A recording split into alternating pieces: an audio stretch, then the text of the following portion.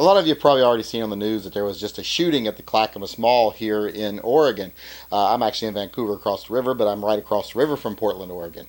Now this hits close to home to me, not only because we are close by, but because we were just there. I mean, we were at the Excalibur Gifts. If anybody knows where the Excalibur Cutlery Shop is, it's right across from the food court where this happened. So, I mean, if we'd have changed our schedule a little bit, we could have been there when it was happening, but luckily we had left before it did. So, like I say, it hits pretty close to home here. And one thing this shows me, it just reaffirms in my belief that it's a good idea to carry and be armed.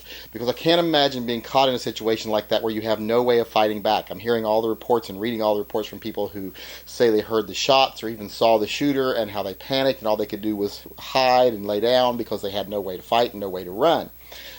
He was blocking their way of getting out, etc. So, once again, this reaffirms my belief in carrying and being able to defend yourself, but it also reaffirms my belief in being able to carry a gun that you can use in that type of situation. I mean, I know a lot of people like to center on the whole, bad guy gets in your face and you have to draw and shoot immediately as the number one self-defense scenario. But I've always been a firm believer that the thing I worry most about is being stuck in a situation like one of these mass shootings, being stuck in a mall, a school, a post office, wherever, when someone decides to go ballistic. That's what I've geared most of my firearms opinions around. Because, like I say, I choose a gun that I know has good hard barrier penetration. Because I don't want to be in a place like a food court and have to actively engage another shooter and have them be able to step behind a flimsy trash can or a piece of plywood backing for one of those little kiosk carts and have a gun that can't penetrate that. So that's one of the reasons I always stress to people that hard barrier penetration is a good thing to consider in your guns. A lot of people always tell me that doesn't really matter in a self-defense gun, but I do believe it does. Especially glass. A lot of bullets that I've done that have tested on glass, because in a mall there's lots of glass. I like to give the scenario, what if you were in one store, your wife and kids were sitting on the bench outside and someone's walking towards them with a rifle and you're on this side of the glass. I want to be able to shoot through take my first couple of shots through the glass, and I want to know my bullet's going to penetrate that glass. So, hard barrier penetration is a good idea, especially in modern day scenarios. So, I want to send out well wishes to the people that are involved in this shooting and hurt by the shooting.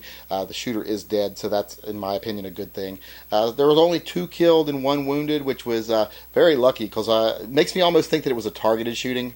I can't say that for sure because I don't know, but for so few people to be shot or killed or injured, only 2 killed and 1 injured, or 2 injured maybe, I'm hearing now, plus the killer being the shooter being killed, so that makes 3.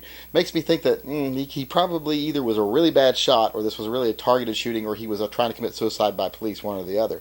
Because this is a mall where it's really heavily monitored by police. There's even mounted police in the parking lot. So you can't believe you're going to get away with a shooting for more than a couple of minutes in that area. Which is one of the reasons why people say to me, someone has already asked me locally, if you were there, would you have engaged him? If I was in his immediate vicinity and he started shooting, of course I would have engaged to protect myself. If I was at the other end of the mall, no, I'm not going to go running to him to engage him, because I know there are a ton of cops around there. They're going to be there quickly, and I don't want to be confused for a bad guy. By the time I got there, it could have been dealt with by the local authorities, and apparently it was. So, it just made me think about some of the choices I make, some of the scenarios I think that are possible, and it reaffirms my opinion that taking into consideration these getting stuck in a mass shooting and being able to defend yourself, having as many rounds as possible, having good hard barrier penetration, things like that are important factors to consider when choosing your concealed carry gun.